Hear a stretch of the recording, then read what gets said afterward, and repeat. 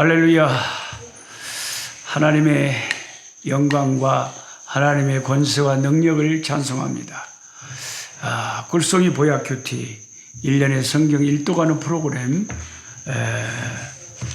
오늘 말씀 공부 시작하겠습니다. 사사기 오늘은 17장에서 마지막 21장까지 말씀을 공부하겠습니다. 오늘이 2021년 3월 10일이네요.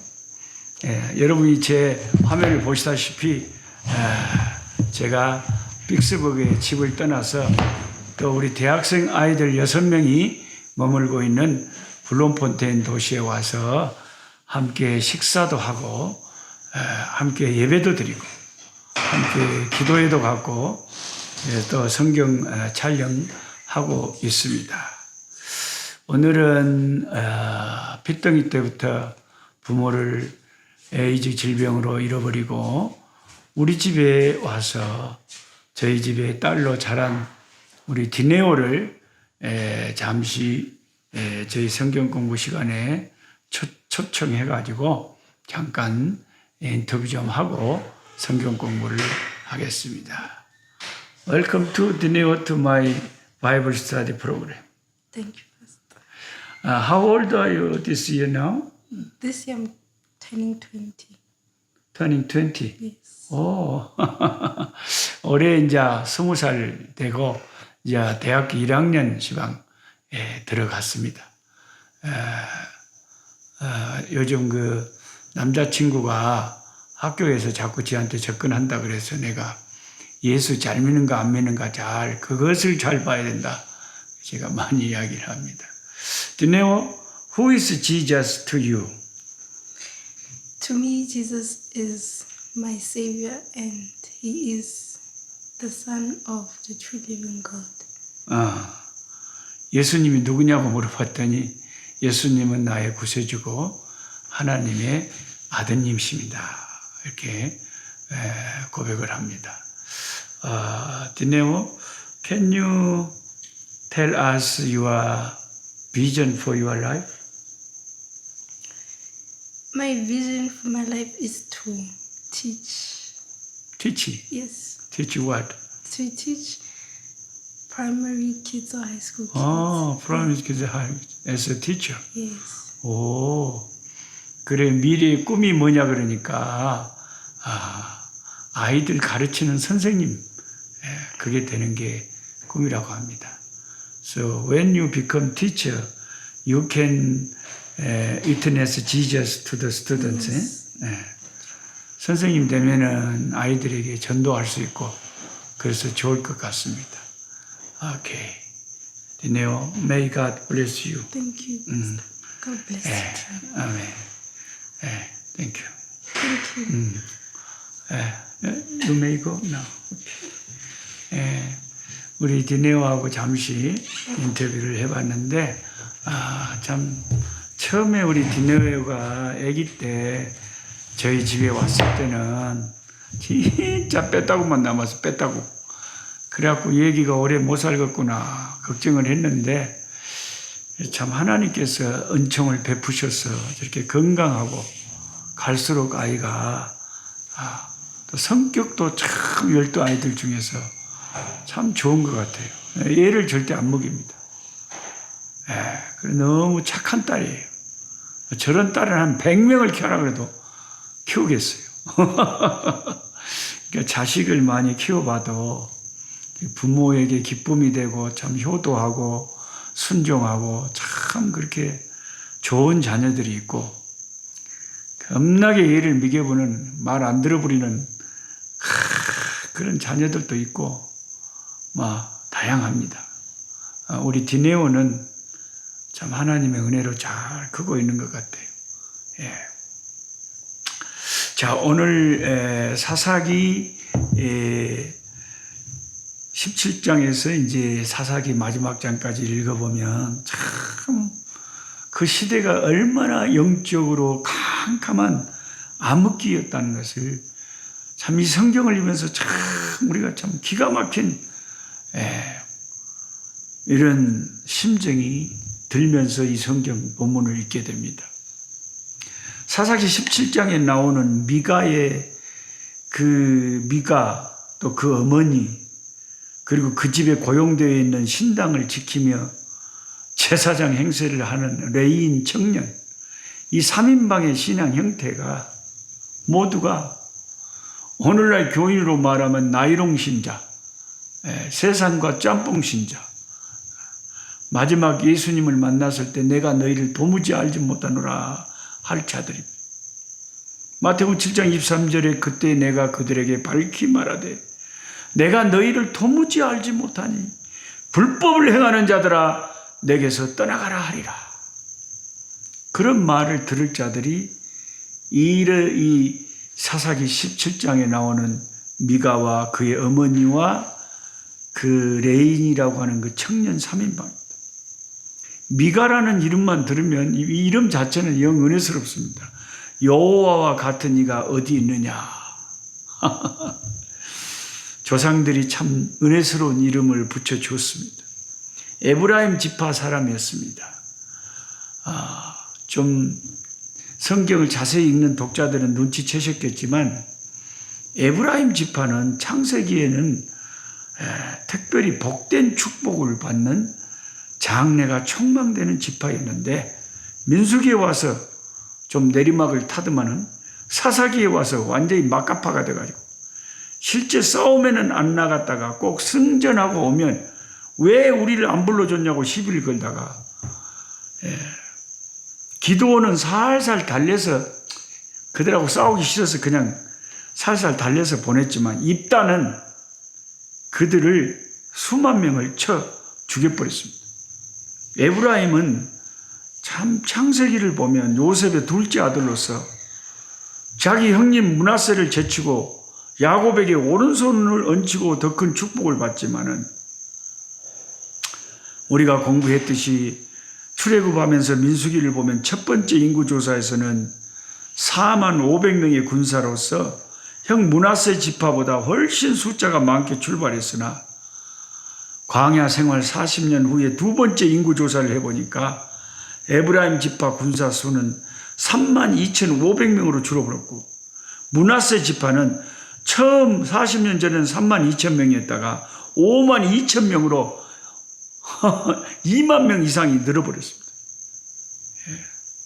그래서 제가 전에도 성경 공부했을 때 말씀드린 것처럼 이 에브라임은 자기 형님보다 더 축복을 받았으면 겸손하게 하나님을 참 겸손으로 섬겨야 되는데 자기도 모르게 교만해져 가지고 사사기에 와서는 그 교만기가 너무 노골적으로 나타나서 주제넘게 사사 이따위에 시비 걸다가 그 지파가 폭삭 망해버린 지파가 에브라임 지파라는 것입니다. 그 에브라임 지파에 미가라는 자가 살았는데 그 엄마가 은 1,100세겔을 도둑질했다가 어머니의 돈을 그 미가가 살짝 훔쳤다가 엄마가 하도 그런 도둑놈 저주를 받을 거라고 하도 그러니까 슬그머니 도로 그 돈을 어머니에게 돌려드렸습니다. 이런 상황에서 정상적인 오늘날 신앙의 엄마라면 거액을 도둑질한 자식을 엄히 꾸짖었고 해초리를 때려야 되지만 이 엄마가 어떻게 했습니까? 생뚱맞게 여호와께 복받기를 원하노라 하면서 주님의 거룩한 이름을 그런 데다가 축복하면서 사용했다 이 말이에요. 사사시대에 얼마나 사람들의 신앙이 무식하고 말씀을 떠난 제멋대로 자기 소견대로 옳은 신앙이었는지를 보여주는 그런 대표적인 대목이라 할 수 있습니다. 그럴 때는 하나님의 이름으로 축복하면 안 되죠. 도둑질한 자를 꾸짖어야 되죠. 채찍질을 해야 되죠. 그걸 자식 베리잖아요. 그래가지고 한술 더 떠서 그 엄마가 돈 찾은 김에 신상을 만들어가지고 아들에게 복이 돌아가게 하겠다고 돈을 투자해서 우상을 만들어 자기 집에 개인 신상을 세워놓고 제사장들이 입는 에봇과 가정 우상 드라빔을 만들고 사설 제단을 만들어줬어요. 그러던 어느 날 사명을 버리고 직업을 찾아 떠돌아다니던 떠돌이 청년 레인을 만나서 연봉과 의식주 해결을 조건으로 이 레인을 자기 집 신당 사설 제사장으로 고용을 합니다. 그러면서 하는 말이 과간입니다. 사사기 17장 13절 보십시오. 이에 미가가 이르되 레인이 내 제사장이 되었으니 이제 여호와께서 내게 복 주실 줄 아노라 하니라. 이제 레인이 제사장이 됐으니 여호와께서 자기에게 복 주실 걸 안대요. 그건 자기 생각이고 그건 네 생각일 뿐이고 내 생각에는 레인을 제사장으로 세워놓으면 내 사설 제단에 여호와께서 복을 주실 것 같지만 모세의 율법을 말씀이 없는 내 맘대로의 그런 신앙을 하나님께서 복 주실 리가 없지요. 예. 그러니까 여러분 오늘날 참 교회 안에 정말 이런 미가의 엄마 그 청년 레인 같은 이런 희한한 신앙인들이 많이 섞여 있는 거예요. 제멋대로의 신앙이에요. 자기는 신앙생활 잘한다고 생각하지만 하나님 볼 때는 기가 막힌 요상한 신앙인들이 많다는 거예요. 예. 참 여러분 이 혼돈의 시대에 저와 여러분 정신 차립시다.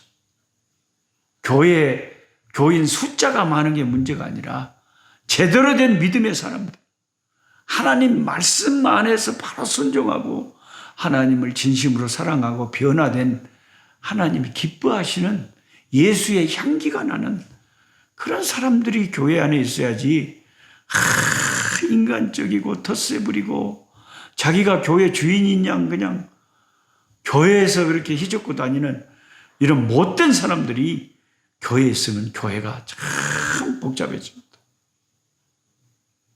그 다음에 두 번째로 사사기 18장에 보면 단지파의 우상 숭배 이런 이야기가 쫙 나옵니다.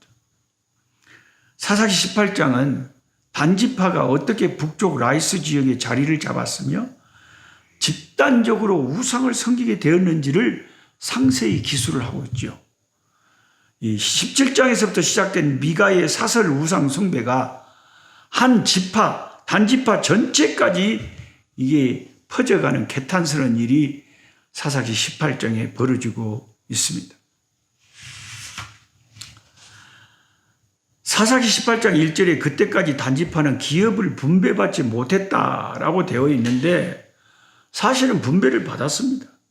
여호수아 19장을 읽어보면 그런데 정복 과정에서 거주하던 아모리인들을 온전히 이기지 못하고 산지로 자기들이 물러나면서 그들이 거할 영토가 너무 협소해지자 새로운 지역을 끊임없이 물색하고 있었습니다.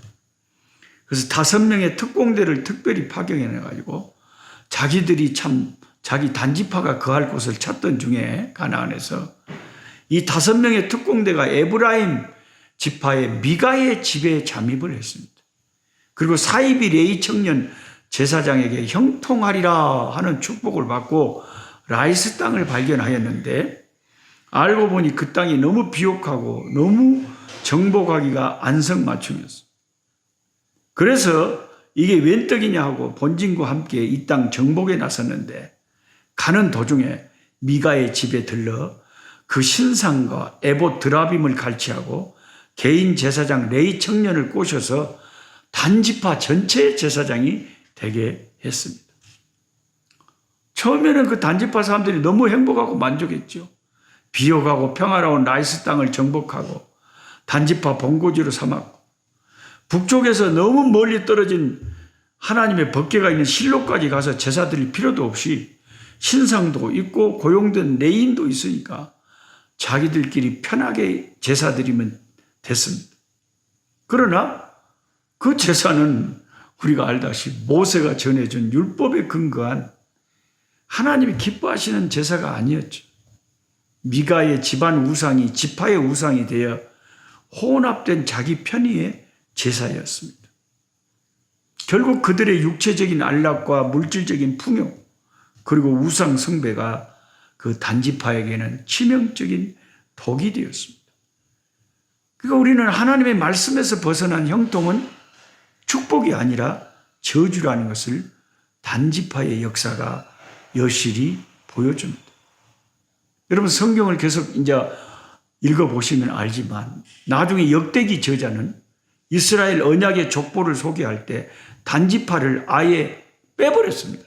역대상 2장을 읽어보세요. 단지파가 없어져 버렸어요. 그리고 계시록 요한계시록 7장에서 이스라엘의 입맞은 자 14만 4천을 소개할 때도 다른 지파는 다 이름을 불러 언급을 하는데 유독 단지파는 삭제해 버렸습니다. 단지파는 안 나타납니다. 이것은 단지파의 우상 숭배와 관련이 있는 것입니다. 그럼 많은 성경을 읽는 독자들은 그런 의문을 제기하는 거예요. 단지파 어디 갔지? 단지파 어디 갔지? 단지파가 어느 날 어느 순간에 없어져 버렸어요.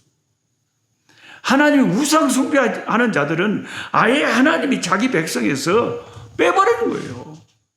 빼버리는 거예요. 그러니까 저와 여러분이 지금 아무리 좋은 물질적인 부요를 누리고 산다 해도 만약에 우리가 우상을 숭배하고 있다면 참된 하나님을 말씀 중심으로 섬기지 않는 가정이라면 시간이 가면 소망이 없는 거예요. 이 축복이 축복이 아니라 독이 된다니까요. 단지파에게서 큰 교훈을 받아야 됩니다. 그 다음에 세 번째로 이제 사사기 19장에서 21장 마지막까지 얼마나 당시 시대가 타락하고 혼란했는가를 너무나 충격적인 이야기를 하면서 사사기가 막을 내리고 있습니다. 그 시대의 영적인 부패를 가장 적나라하게 보여주는 자화상이 뭐냐면 하나님의 율법을 백성에게 가르치고 제사를 인도하게 되어 있는 영적인 지도자들인 레위인들이 타락한 것이었습니다. 그러니까 어느 시대에나 성직자가 타락하기 시작하면 100주년 기념교회 원로 목사님이셨던 이재철 목사님이 설교하실 때 늘 그 말씀하셨죠.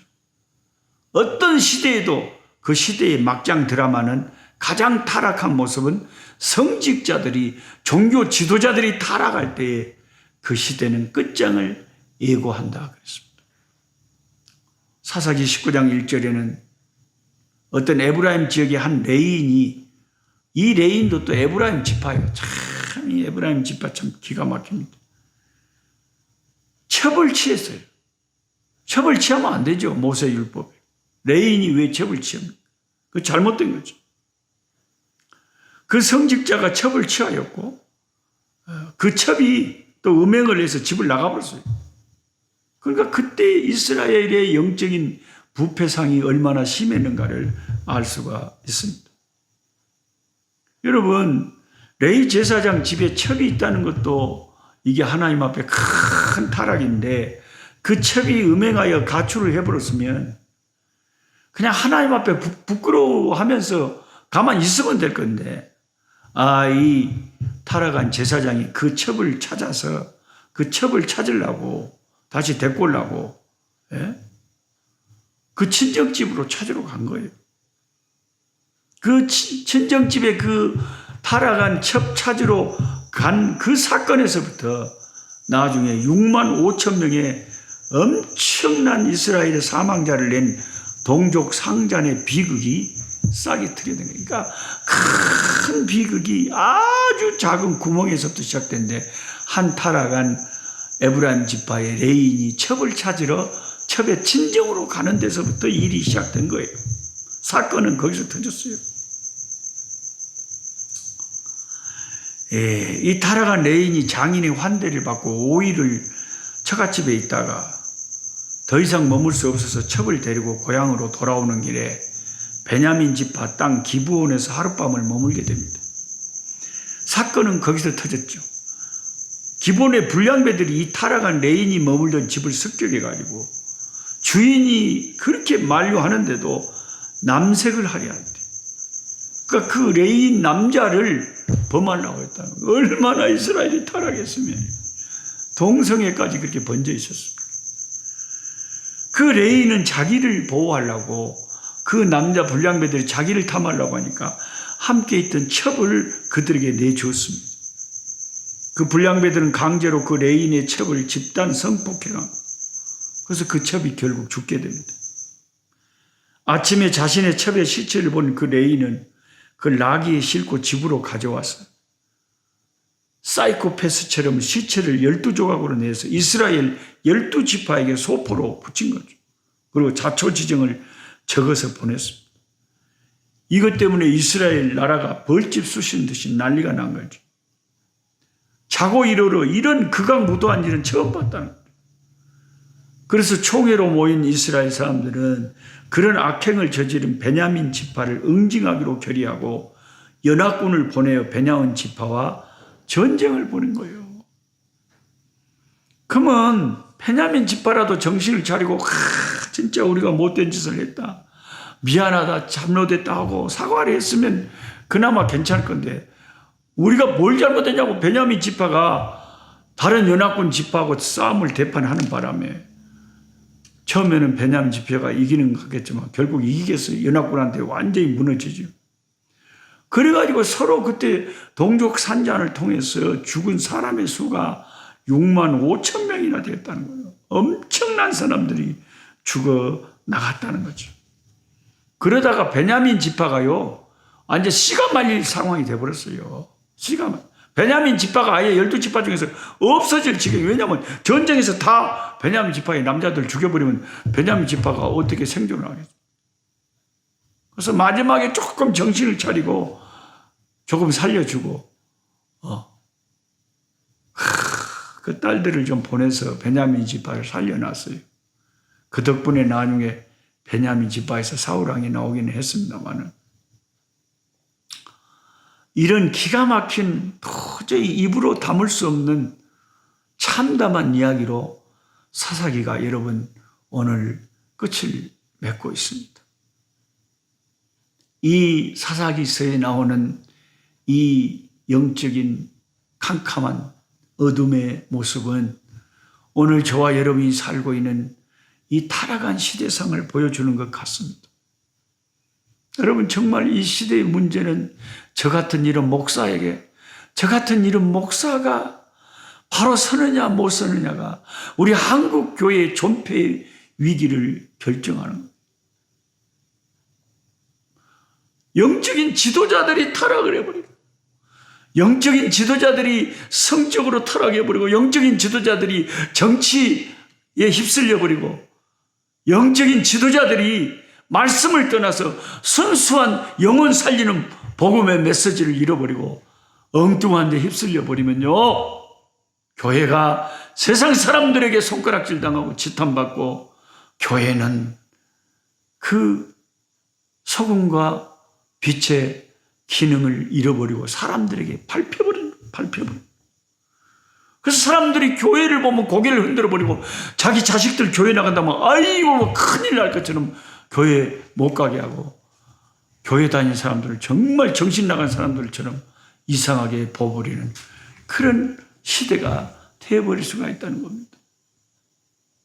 같이 성경 공부하시는 여러분, 저 같은 목회자들을 위해서 기도 많이 하셔야 됩니다.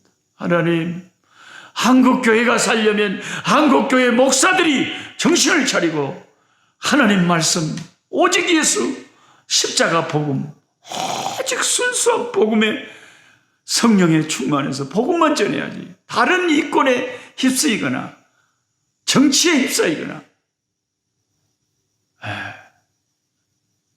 성적인 타락에, 물질의 타락에, 세습에, 명예욕에 세속화되어 버리면 한국 교회는 무너지고 맙니다. 참 많은 성도들의 기도가 필요하고, 우리 목사들의 정말 참회와 회개와 가슴을 치는 자성찰과 정신을 차리고 우리 주님을 기쁘시게 할 일이 무엇인가? 순수한 믿음의 자리로 오직 예수, 오직 말씀, 오직 십자가만 전하는 그런 하나님의 종들이 많이 일어나야 그나마 한국 교회에 마지막 희망이 있을 줄 믿습니다. 하나님 아버지, 사사기서 말씀을 이제 마쳤습니다. 사사기서는 정말 암울합니다. 사사기서는 정말 어두운 터널을 지나는 것 같습니다. 하나님 바른 지도자가 없고 사람들이 백성들이 자기 소견에 옳은 대로 행해버리고 말씀이 없어지고 참 신앙의 부흥이 너무나도 없는 기가 막힌 영적인 어둠의 시대, 성직자들이 타락한 시대였습니다. 하나님 아버지, 한국교회의 위기가 왔습니다. 그러나 하나님이 숨겨둔 그 당시에 바알에게 무릎 꿇지 않는 아버지 엘리야 시대에 7,000명을 남겨두신 것처럼 이 악한 시대에도 하나님이 숨겨두신 아버지 하나님의 7,000명의 아버지 바알에게 무릎 꿇지 않는 순수한 복음의 종들이 살아있게 하시고 오직 우리 주님을 기쁘시게 하고 포더 킹덤, 오직 하나님의 나라만을 위하여 주님의 나라를 위하여 헌신하고 주님의 나라 확장에 아버지 하나님을 기여하는 아버지 살아있는 믿음의 종들이 깨어있는 한국교회 지도자들이 많이 있게 도와주시옵소서. 성직자들의 타락에서 회개하고 돌이키게 도와주시옵소서. 목회자들과 선교사들에게 은혜 베풀어 주시옵소서. 오 주여, 불쌍히 여겨 주옵소서. 아버지, 코로나로 너무 힘드오니 아버지, 이제는 코로나의 아버지 이 어둠의 장막이 서서히 아버지 거쳐지게 하시고 빛이 비치게 하시고 아침 햇빛이 밝아오게 하시고 주님 새롭게 하여 주시고 교회가 새롭게 대면으로 모여서 예배하며 하나님께 영광 돌리며 새로워질 수 있도록, 고난을 통하여 새로워질 수 있도록 주님 긍휼히 여겨 주시옵소서. 예수님의 이름으로 기도하고